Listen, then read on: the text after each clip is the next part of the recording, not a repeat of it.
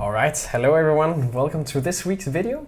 One thing we have not talked that much about compared to machine learning and the fNIRS and neuroimaging methodologies is the writing itself. So I'm just gonna show you how it's going with that. So originally I had these different one-pagers that were like mini versions of my paper to explore different possible topics. The one I ended up going with is this one where I pre-train an fNIRS language model. So here I had a very simple, small description of the project itself with both, the classic paper structure with an abstract, some keywords, some existing work, the methods needed to do it, and then also why this would be exciting for me. And then I went in and I have begun writing this paper itself for my bachelors.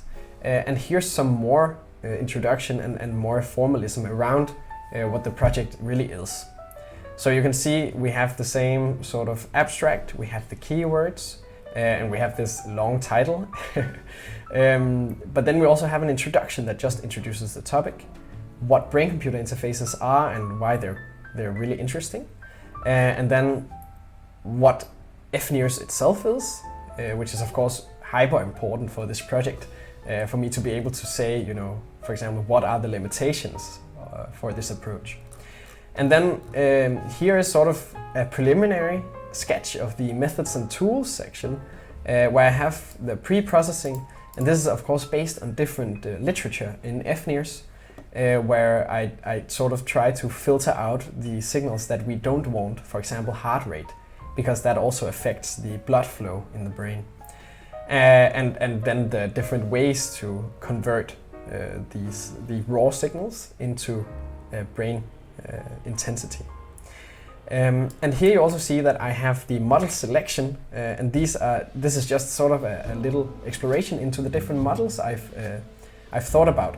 So one of them was the wave-to-vec, which is a way to embed or to put into sort of an embedding space different wave files, which means often audio files. Of course, I can convert fNIRS data into audio files because it is wave-like in its features. But it would probably be more relevant for EEG that actually measures whole brain oscillations more. Then I had an idea to use DETER, which is sort of an image classification network. So you can have an image, for example, of a beach, and it would say in this box there's a bird, on this box there's the sand, and then over here there's a house. And my thought was that we could use the same method to actually classify where thoughts are in an image of brain activity, right? And then we have the classic CNN that I also showed you last time we talked about it, and a recurrent neural network. So the one we of course are going to end up with is the BERT model, and I would love to experiment with all of these. So it's a big part of our project, and I really want this to be represented well and actually working before I get the other parts of the project up and running. And in the BERT, what we are going to do is that we have, of course, as you saw last time, we have sort of the 200 channels here, with 37 samples. So down is time, and then the different channels are on each column in this image.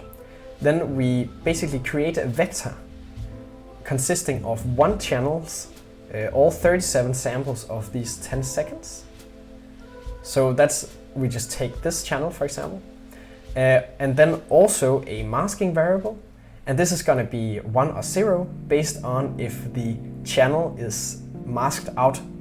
So in this case, it's not masked out, it's 0, it's black, which means that we actually have some data here. Otherwise, it would just be 0.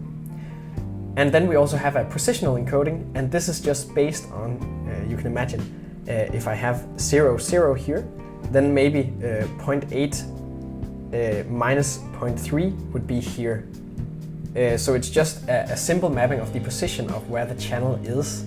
So the algorithm also understands this because, of course, there is some sort of localization of reactivity. For example, here the brain reacts more, or the brain has more neuron activation when it hears something. So that would encompass all the channels here, and that's why we want the positions in as well. So we put this big vector in to the BERT algorithm, and then it tries to predict the exact same brain activity. And of course here it's just going to predict exactly the same, and it should pretty quickly learn that this is the way to do it. But then if the masking variable is 1, then this would just be zeros, and it would have to predict the actual brain activity, non-masked. And that's really what's going to be interesting in this pre-training, and why BERT is an interesting choice here, because it actually learns some structure of the brain activity itself. Yeah, so this was just a short introduction to how the writing is going and how the model is going to be developed. So I hope you enjoyed it. It's gonna be a challenge to develop it, but I'll see you next week, and then hopefully we have some more progress on this. See you there.